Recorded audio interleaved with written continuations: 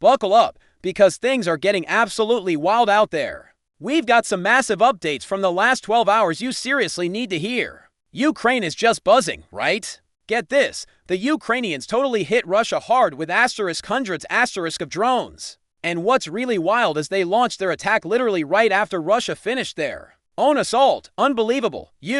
Okay, so get this wild story about what went down late March into early April 2026. We're checking out a map, right? This one, from Ukrainian sources, shows how Russians totally hammered them overnight, but here's the kicker, as soon as Russia finished, Ukraine hit back hard.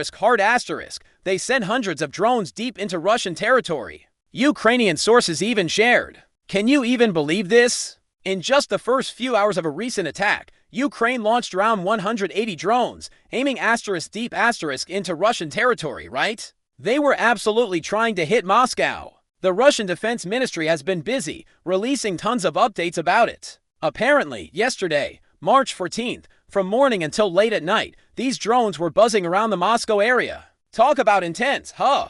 You guys are not gonna believe this, right? The Russians absolutely wiped out a massive 180 drones. That's a huge number, you know? But wait, there's more. Just this morning, an update dropped, saying overnight they took down an additional 170 drones. Can you even imagine? So, when you add that all up, in just the last 24 hours, they've claimed a whopping 450 Ukrainian drones. That's just wild, honestly. It really makes you think about what's happening out there, doesn't it? Russians, when they were attacking the of Ukraine, used 430 drones. As you can see, during the previous 24 hours, the Ukrainians used more drones to attack the territory of the Russian Federation than the Russians used to attack the Ukraine. As for the morning of the 15th of March of 2026, telling the truth, we haven't received almost anything that can confirm whether the Ukrainians managed to deal significant damage or not. The only thing we know is that Ukrainians were attacking mainly in the direction of Moscow. Lots of drones were brought down by Russians over Bryansk region, over Aerial region, and so on. At the same time, we received a video from the of the city by the name of Davjins, which is located in the southern part of the Lugansk region. And here we can see the consequences of attack that was carried out by the Ukrainians. Here we can see explosion. Here we can see the secondary detonation. The sources are saying that the Ukrainians, as a result of attack, most likely with highest missile or maybe with something like this, destroyed this warehouse. And another important thing, that overnight the Ukrainians attacked objects of energy infrastructure in the area of the Sea of Belgorod, and the sources reported that the Ukrainians used at least 8 HIMARS missiles for these purposes. The Russians from their side also attacked the territory of Ukraine. The Russians attacked the territory of Sumy region. We have this picture. According to information we have, the Russians destroyed a train to the south of the city of Sumy that most likely was moving some cargoes or military forces and so on. Furthermore, the Russians attacked several substations and in the area of the city in Gullet, not the substations, but also a train station was attacked by Russians. So, as you can see, the Russians are trying to reduce the Ukrainian logistic capabilities and not allow the Ukrainians to redeploy forces, troops, and arms from the western parts of Ukraine in the direction of the eastern part. As for the siege of Zaporozhye, according to information we have, the Russians also attacked the railway station, train station in this area. And here we can see the video of how Russians were attacking objects of the logistical infrastructure in this area. So as you can see, the Russians these days shift focus from attacks on energy infrastructure to attack on the objects of the logistic infrastructure. Now let's discuss the situation on the ground, and first let's talk about the Zaporozhye direction, where the Russians intensified their offensive operation in the direction of the Shire. According to information we have, during the previous night the Russians managed to improve their position significantly on the eastern Zaporozhye flank. So this is the situation by the end of the 14th of March, and this is the situation by the beginning of the 15th of March of 2026. And according to the latest changes, the Russians managed to answer the settlement of Tarsa from the southeast, as you can see. And according to these updates, the Russians managed to capture these farms into the south of the settlement, which means that most likely the Russians are planning to use these farms for additional accumulation of forces, with the purpose to move further in the northwestern direction, with the purpose to establish complete control over the settlement. Furthermore, according to information we have, the Russians improved their positions around the settlement of Fistanka. From these updates that were provided by pro-Russian sources, we can see that the Russians began offensive operation in the direction of the village of Zarita, which is located to the northwest of the settlement of Ravanka, and the Russians began outflanking maneuver in the southwestern direction, with the purpose to outflank the settlement of Vozvijka. So we see now the Russians are trying to cut and pincers these two settlements, the settlement of Pira and the settlement of Vyovka, with the purpose then to keep advancing further in the southwestern direction to attack the settlement of Prina and the aeration from behind. So it seems that the major battle for the Shi of Ryab has begun, and the Russians are very close to finish the battle for the eastern Zaporozhye flank, and this will allow them to intensify their offensive operation for them. The Ukrainians are trying to stabilize the situation and to destroy the Russian logistic as well. And during the previous 24 hours, this video was published by pro-Russian sources. And here we can see how Ukrainians using drones. We are attacking trains and railway service of the Russian Federation in the area of the Shichi by the name of Takmuk. Here we can see the train that was damaged and attacked by Ukrainian FP drone, which is a very important situation, and most likely once again this train was moving cargo, maybe arms, maybe weapons, to maybe fuel for the forces of the armed forces of the Russian Federation. But we see that Ukrainians are trying to slow down the situation, not allow the Russians to use their logistic capabilities in full strength. Now let's discuss the situation in the area of the city of Konstantinivka. This is the second place where the Russians improved their positions overnight. This is the end of the 14th of March of 2026. And if you remember yesterday, we discussed that the Russians began bombing and attacking the south and western, the southern and the southwestern parts of the city. And we discussed this video where we can see something like an artillery preparation from the Russian side.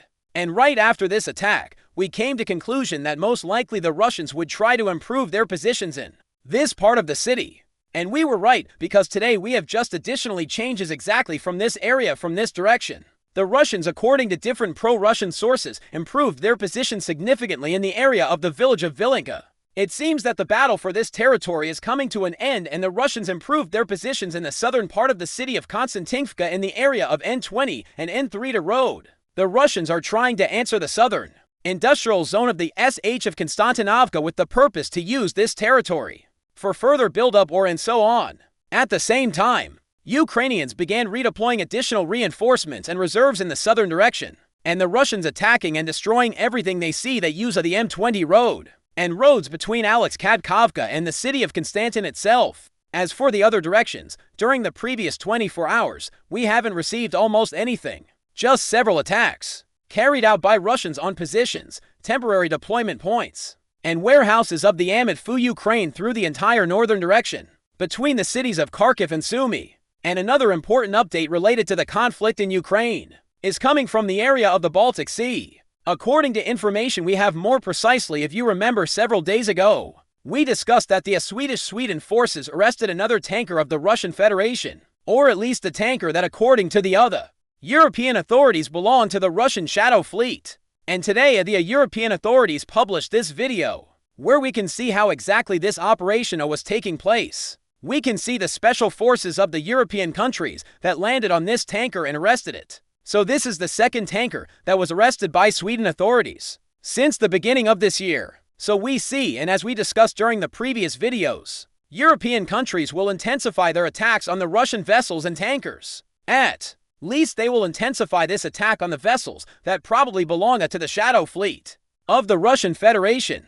So this is something that the European countries will try to use to force the Russians, to force the Iranians to accept demands of the United States of America. As for the Middle East, we continue receiving updates and reports from the President of the United States of America that he managed to win everything that's only possible to win in the conflict with Iran. So he published lots of updates. The United States of America has beaten and completely decimated Iran, both military, economically, and in every other way. So a lot of statements of the same type were published by the United States of America overnight. But at the same time, we continue receiving updates that the Iranians continue attacking military assets and economical assets of the coalitions in this area. And of course, the most important updates once again are coming from the area of the Persian Gulf. During the previous nights, few more tankers were attacked by the Iranians, and we have additional pictures where we can see the consequences of previous attacks. So here we can see the pictures of tankers that were damaged by the Iranians. And these tankers, according to Iranians, were trying to cross the Strait of Hormuz. without additional permission from the Iranian side.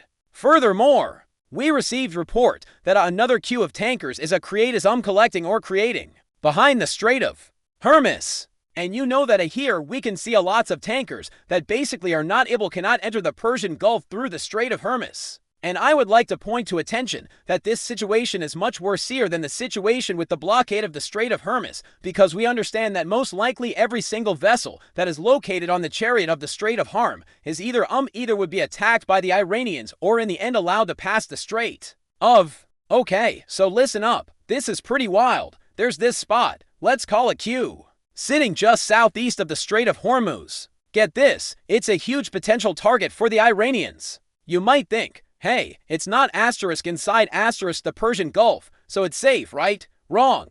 Absolutely not, that doesn't. Seriously, things are heating up near the Strait of Hormuz and the Gulf of Oman. The Iranians have been, relentlessly attacking the port of Fujairah, you know? They've hit this oil facility. Not just once, but multiple times over the past few days, and even again last night. We've seen a ton of pictures and videos coming out, right? Can you believe this? We're talking hundreds of vessels, tons of tankers, all just lined up, waiting to pass through the Strait of Hormuz. It's a huge deal, right? And here's the kicker. Iran absolutely has the capability to hit these tankers, especially if they're tied to, certain interests. But seriously, it just feels like nobody's truly getting the picture. Why isn't anyone moving their precious fleets out of there? It's genuinely mind-boggling. Okay, so get this. Not only did they have to move their ships away, but guess what else? The Iranians hit Dubai. Yup, some big financial buildings there got attacked by drones. Remember how we talked about a Black Monday coming? Well, I seriously think tomorrow could be it, Prices are probably going to just shoot up, especially for oil, all thanks to these crazy attacks. Seriously, guys, with all the wild stuff happening, those recent US actions, escalating tensions in the UAE, and the ongoing Strait of Hormuz threats, oil prices could absolutely explode tomorrow.